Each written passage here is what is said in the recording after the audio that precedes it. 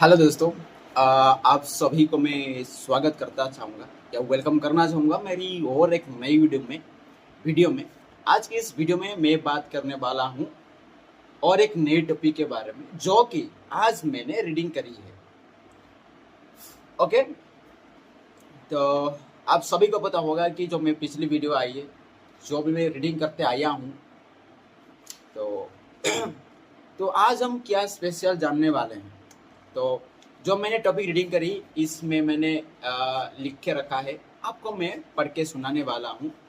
तो सुनिएगा अच्छे से, एंड बहुत अच्छी एंड आपको जाननी चाहिए, ज़रूरी जाननी चाहिए, ज़रूर आपके लाइफ में ये इम्प्लीमेंट जाने अनजाने में होती है। लेकिन अगर तुम जानते हो, आज जानोगे, तो आपको पता चलेगा कि कहाँ मेरी कुछ गलतियाँ होती है, किसी लिए ये होती है, ऐसा आप जानोगे।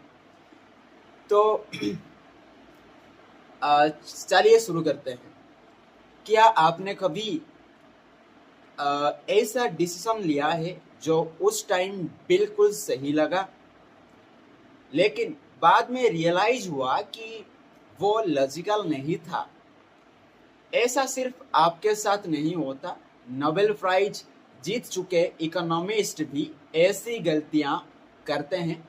आज हम बात करेंगे डैनियल कैनीमैन की किताब थिंकिंग फास्ट एंड स्लो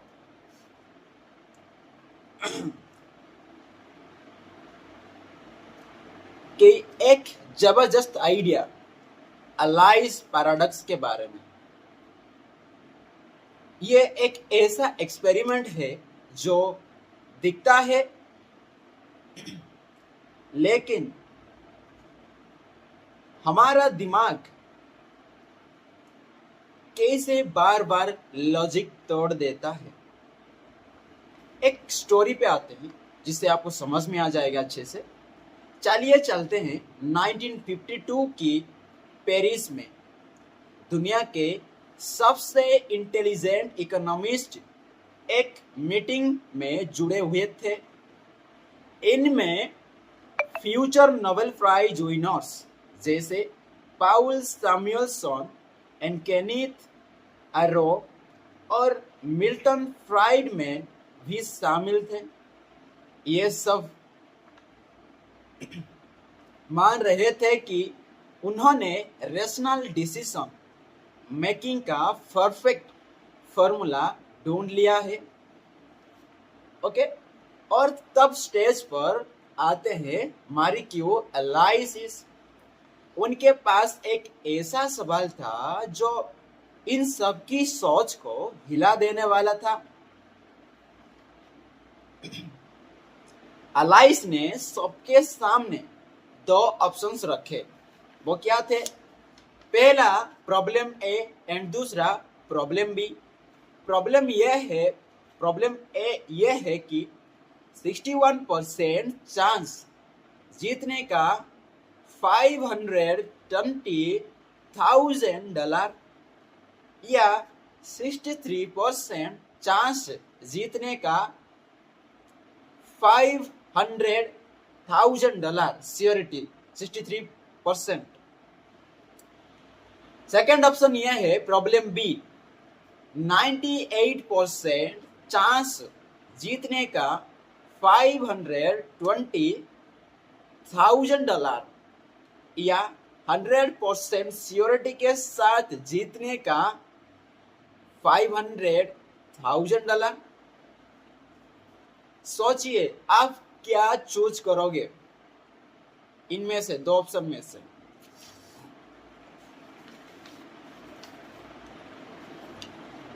ज्यादा लोग प्रॉब्लम ए में पहला ऑप्शन चूज करेंगे या करते हैं। बड़ी अमाउंट के लिए 61%, और प्रॉब्लम बी में दूसरा ऑप्शन पक्का $500,000।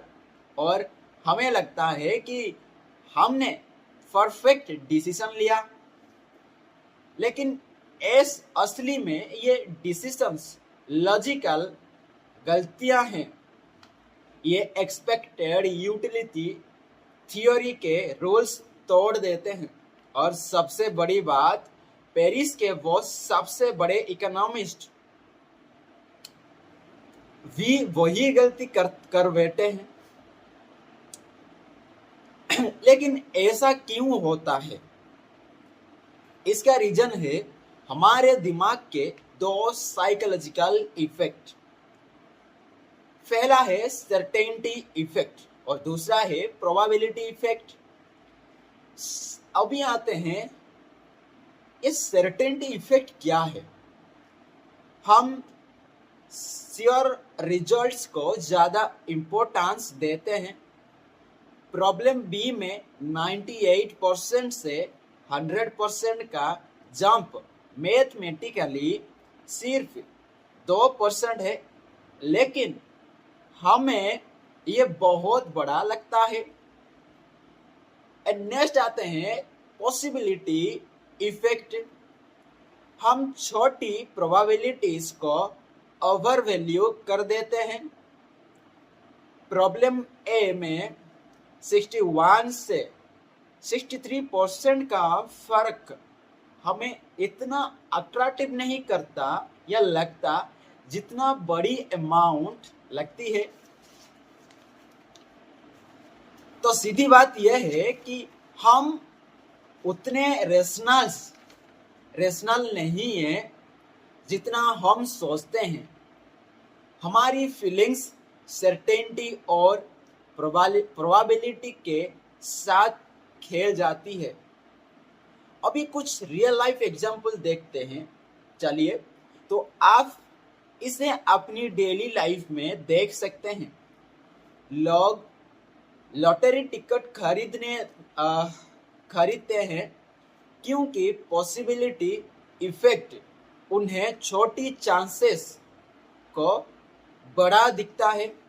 और लोग एक्सपेंसिव इंश्योरेंस लेते हैं क्योंकि सर्टेनिटी इफेक्ट उन्हें सेफ्टी की गारंटी पे एक्स्ट्रा पैसा खर्च करने पे मजबूर करता है। इसी वजह से हम कभी सिक्योरिटी के लिए ज़्यादा पे कर देते हैं और कभी एक छोटी सी उम्मीद के लिए बड़ा रिस्क ले लेते हैं। ओके, अभी आते हैं क्या इम्पैक्ट पड़ती है इकोनॉमिक्स में। अलाइसिस पैराडॉक्स ने पूरे इकोनॉमिक्स को हिला दिया। इसने प्रूव किया जो मॉडल्स रेशनल थिंकिंग पे बेस्ड होते हैं वो एक्चुअल हमें हमारा बिहेवियर से मैच नहीं करते। कुछ इकोनॉमिक्स ने इसे इग्नोर किया, कुछ ने इसे जस्टिफाई करने की कोशिश की। लेकिन साइकोलॉजिस्ट जैसे कनीमैन और तेवर्स्काय ने इसे सीरियसली लिया और यहाँ पर्सपेक्ट थ्योरी की फाउंडेशन बनी, जो कि हम इससे पहले पढ़ चुके हैं पर्सपेक्ट थ्योरी के बारे में। तो अलाइसिस पैराडॉक्स हमें क्या सिखाता है? सिखाता है कि हमारा दिमाग प्रोबेबिलिटी कैलकुलेट करने के लिए नहीं बना है। हम इमोशंस के साथ डिसीजंस लेते हैं और इसी वजह से हम कभी कभी वो चॉइसेस करते हैं जो मैथमेटिकली गलत लेकिन साइकोलॉजिकली सैटिस्फाइंग लगते हैं। Okay, this is all about today's topic. तो जाने से पहले और एक बार आपको रिमाइंड कर देता हूँ कि समरी हम क्या सीखे। हम सीखे कि हम क्यों करते हैं इरेशनल डिसीजंस, अलाइसिस पैराडॉक्स के बारे में। तो इसमें हम सीखे, मेन पॉइंट है इसमें एक चीज जो कि है कि हमारा दिमाग प्रोबेबिलिटी कैलकुलेट नहीं कर सकता। इसलिए इमोशंस से लेकर जो हम डिसीजन लेते हैं वो इमोशंस से लेकर ही हम डिसीजन लेते हैं। इसलिए कभी कभी आप ऐसे चॉइस कर देते हैं और बाद में आपको रियलाइज होता है कि अरे हम तो गलत डिसीजन ले लिए। अगर हम वही जो पहले वाला सोचा था वही लिए होते तो अच्छा होता। Okay, this is all about. And आपको थोड़ा सा समझना होगा probability effect and certainty effect को, एंड भी प्रैक्टिकल होना होगा आपको। तो this is all about today's topic and today's video. तो तब आज के लिए इतना ही। एंड अगर वीडियो आपको अच्छी लगी, पसंद लगी, तो प्यार से लाइक कर दो और शेयर कर दो। एंड कमेंट में बताओ आपके साथ ऐसा कुछ हुआ है कि आप कुछ डिसीजन लिए हो और आपको अच्छा मतलब परफेक्ट लगा हो, बिल्कुल सही लिए हैं हम डिसीजन, लेकिन बाद में रियलाइज होता है कि नहीं हम गलत लिए हैं डिसीजन। तो आप कमेंट में बताइए। एंड अगर ऐसे वीडियोस आपको पसंद आते हैं तो लाइक करना और सब्सक्राइब करना मत भूलना, उस बेल आइकन को क्लिक करना, ताकि जब भी मैंने वीडियोस अपलोड करूँगा आपके पास पहुँच जाए। तो तब के लिए ध्यान रखना। मिलते हैं नेक्स्ट वीडियो में। Be practical with your thoughts, with your